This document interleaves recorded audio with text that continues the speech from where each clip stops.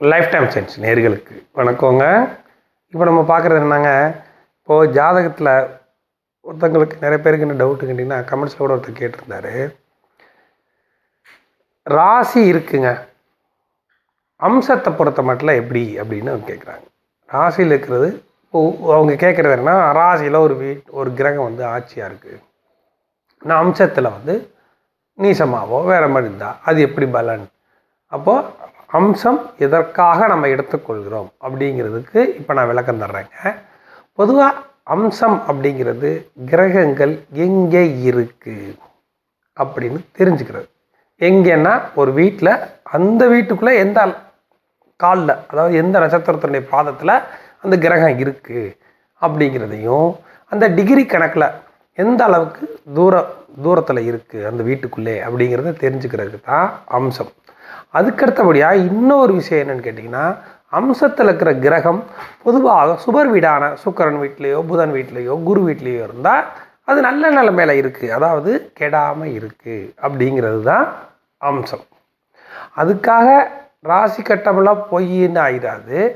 ராசி கட்டம்தான் எப்போவுமே. அம்ச கட்டம்ங்கிறது தெரிஞ்சுக்கலாம் இந்த இடத்துல இருக்குது அப்படிங்கிறது. இப்போது அதுக்காக ஒரு கிரகம் சாதாரணமாக ஒரு வீட்டில் இருக்குதுங்க, ஒரு வீட்டில் இருக்குது, நார்மலாக ஒரு வீட்டில் இருக்குது, ஆனால் அம்சத்தில் உச்சமாக இருக்குது அப்படிங்கிறதுக்காக அது உச்சம்னு எடுத்துக்க முடியாது. அப்படி தான் இப்போ நான் இவ்வளோ நேரம் சொன்னதுக்கு இதுதான் மெயினான காரணம். இங்கே வந்து இப்போ நான் ஒரு சொல்கிறேன் பாருங்களேன், செவ்வாய் இருக்காருங்க, கடகத்தில் செவ்வாய் இருக்காருங்க, அவர் ஆயில்யம் 2ஆம் பாதத்தில் இருக்கிறாருங்க. கடகத்தில் செவ்வாய் இருக்கிறாருங்க, அங்கே அவர் நீசங்க, அவர் ஆயில்யம் 2ஆம் பாதத்தில் இருக்கிறாருங்க. அப்படின்னா அவர் அம்சத்தில் மகரத்தில் உச்சத்தில் இருப்பார். அப்படிங்கிறக்காக நம்ம உச்சம்னு எடுத்துக்க முடியாது. இதுதான் கணக்கு. அதே சமயம் இன்னொரு விஷயம், ஒரு வீட்டில் 4 கிரகம் இருக்குதுங்க. அந்த 4 கிரக அஸ்தங்கம் ஒன்றோட ஒன்று ஒட்டி, அதாவது பக்கத்தில் நிற்கிதா கொஞ்சம் தூரத்தில் நிற்கிதா அப்படிங்கிறதையும், கிரக அஸ்தங்கத்துக்கு இப்போ சூரியனோட கிரகங்கள் இருக்குது, அஸ்தங்கத்தில் இருக்குதா, சனி இருக்குது அப்படின்னா அஸ்தங்கத்தில் இருக்குதா அப்படின்னு தெரிஞ்சுக்கிறதுக்கு தான், ஒரு கண்ணாடி தான் இதில் இருக்கிறது என்ன எப்படி இருக்குது அப்படின்னு தெரிஞ்சுக்கிறதுக்கு தான் அம்சமே ஒழிய அதுக்காக அதுவே வந்து பலன்கள் நம்ம எடுத்துக்க முடியாது. அதே சமயம் அதில் ஒரு ப்ளஸ் பாயிண்ட் என்ன அப்படின்னு கேட்டிங்கன்னா, சுபகிரகத்தினுடைய வீட்டில், அதாவது மீனத்திலையோ தனுசுலையோ ரிஷபத்திலையோ துலாத்திலையோ மிதுனத்திலையோ கண்ணிலையோ கிரகங்கள் இருந்தால் ஓரளவுக்கு நற்பலன்கள் நல்ல நிலைமையில இருக்குது அப்படிங்கிறதுக்காக நம்ம அதை பார்க்குறோங்க.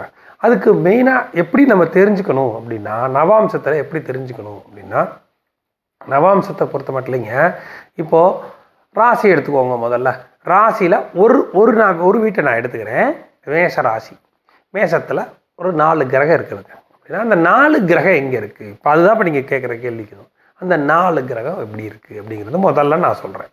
இப்போ வந்து முதல் நட்சத்திரம் அங்கே என்னங்க வரும், அஸ்வதி பரணி கார்த்திகை. அஸ்வதி பரணி கார்த்திகை இந்த 3 நட்சத்திரமும் இதில் வந்து அஸ்வினிக்கு 4 பாதம், பரணிக்கு 4 பாதம், கார்த்திகைக்கு 1 பாதம். மொத்தத்தில் 9 பாதம் வந்துடுதுங்களா. ஒவ்வொரு வீட்டுக்கும் 9 பாதங்க. 12 9 108. இதுதான் கணக்கு. ஒரு வீட்டுக்கு 9 பாதம், 12 வீட்டுக்கு 108 பாதம், 27 நட்சத்திரம். 27 × 4 போட்டால் 108 வந்துடும். இப்போ கணக்கு வந்துருச்சுங்களா. இப்படி இருக்க இப்போது அஸ்வினி நட்சத்திரத்தில் நான் சொல்கிறேன் பார்த்துக்கோங்க, ஒரு 3 கிரகத்தை நான் சொல்கிறேன் பார்த்துக்கோங்க. அஸ்வினி 2ஆம் பாதத்தில் ஒரு கிரகம் இருக்குதுங்க, அது எந்த கிரகமாக வேணாலும் இருக்கட்டும். அஸ்வினி 2ஆம் பாதத்தில் ஒரு கிரகம் இருக்குது, பரணி 2ஆம் பாதத்தில் ஒரு கிரகம் இருக்குது, கார்த்திகை 1ஆம் பாதத்தில் ஒரு கிரகம் இருக்குது. அப்படின்னா அது நவாம்சத்தில் எந்தெந்த வீட்டில் இருக்குது அப்படிங்கிறது இப்போ நான் சொல்கிறேன் பாருங்கள்.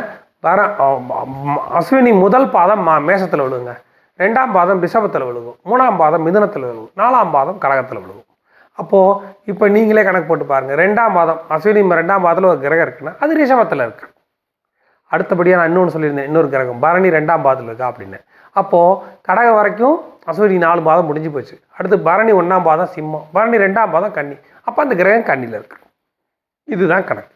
அப்படி இருக்கும்போது அதுக்காக அவங்க உச்சம் அடைஞ்சிட்டாங்க நீசம் அடைஞ்சிட்டாங்க அப்படிங்கிற கணக்கு வராதுங்க. அதை நான் வந்து போர்டில் காமிக்கிறேன் பாருங்கள். முதல்ல எந்தெந்த கிரகத்துக்கு முதல்ல வந்து நான் சொல்ல கேட்டுக்கோங்க. அஸ்வதி, பரணி, கிருத்திகை, ரோகிணி, மிருகசீரிஷம், திருவாதிரை, புனர்பூசம், பூசம், ஆயில்யம். இந்த 9 நட்சத்திரத்துக்கும் முதல்ல வரும். எப்படின்னு கேட்டிங்கன்னா, ஒரு நட்சத்திரத்துக்கு 4 பாதங்களா, 3 நட்சத்திரத்துக்கு 12 பாதம். சரியாக போச்சுங்களா? 12 பாதத்துக்கு 12 பாக்ஸ், அதாவது இந்த 12 வீடு சரியாக போயிருதுங்களா? அப்போது அஸ்வினி, மகம், அஸ்வினி, பரணி, கிருத்திகை இந்த 3 நட்சத்திரமும் வரும்போது இந்த 12 வீடுகளும் வந்துடும்.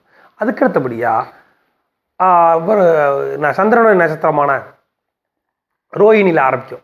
ரோஹிணியில் ஆரம்பித்து ரோஹிணி, மிருகசீரிஷம், திருவாதிரை, அதுக்கடுத்து புனர்பூசம், பூசம், ஆயில்யம் வந்துருச்சுங்களா? இப்படி தான் நம்ம கணக்கெடுத்துக்கணும். எந்த கிரகம் எங்கே நிற்கிது அப்படிங்கிறத நம்ம அதில் பார்த்துக்கலாம். இப்போ நான் அதுக்குறான விளக்கங்கள் முதல்ல வந்து ஒரு 2-3 நட்சத்திரத்துக்கு போட்டு காமிக்கிறேன் பாருங்க. இப்போ பார்த்துக்கோங்க, நான் காட்டுறேன் பாருங்கள். இப்போ நான் வந்து மேசத்தை தாங்க போட்டிருக்கேன். மற்ற வீடுகளும் ஒவ்வொன்றா நம்ம பார்க்கலாங்க. இப்போ முதல்ல புரியுறதுக்காக நான் ஒன்று சொல்லிடுறேன், பார்த்துக்கோங்க. இப்போ மேச ராசியிலைங்க 4 கிரகம் இருக்குதுங்க. இந்த 4 கிரகம் இருக்கும்போது ஏற்கனவே நான் சொல்லியிருந்தேன், இங்கே வந்து முதல்ல நீங்கள் உள்ள நட்சத்திரத்தை எடுத்துக்கோங்க. இங்கே உள்ள நட்சத்திரத்தை எடுத்துக்கிட்டோம்னா அஸ்வதி, பரணி, கிருத்திகை 1ஆம் பாதம் வரைக்கும். அஸ்வதி 4, பரணி 4, கிருத்திகை 1, 9 பாதம் வந்துடுதுங்களா? அப்படி இருக்க இவர் வந்து சுக்கிரன் வந்து அஸ்வதி 1ஆம் பாதத்தில் இருக்கிறாருங்க. அதாவது அஸ்வதி 1ஆம் பாதத்தில் இருக்கிறார். அப்படின்னா அஸ்வதி 1ஆம் பாதம் நவாம்சத்துக்கு போகும்போது இதே வீடு தாங்க வரும். இதுதாங்க. அப்போது சுக்கிரன் அங்கேயே தாங்க இருக்கிறாரு. அதுக்கு என்னங்கிறத நான் அப்புறம் சொல்கிறேன். 1ஆம் பாதத்தில் இருக்கிறாருங்க. இவர் வந்துங்க ஒரு 3ஆம் பாதத்தில் இருக்கிறாருங்க. யாருங்க? இவர் சூரியன் 3ஆம் பாதத்தில் இருக்கிறார். அஸ்வதி 1, 2, 3ஆம் பாதத்தில் இங்கே இருக்கிறாருங்க, நவாம்சத்தில். அதுக்கு அடுத்தபடியாக செவ்வாய் இருக்கிறாருங்க.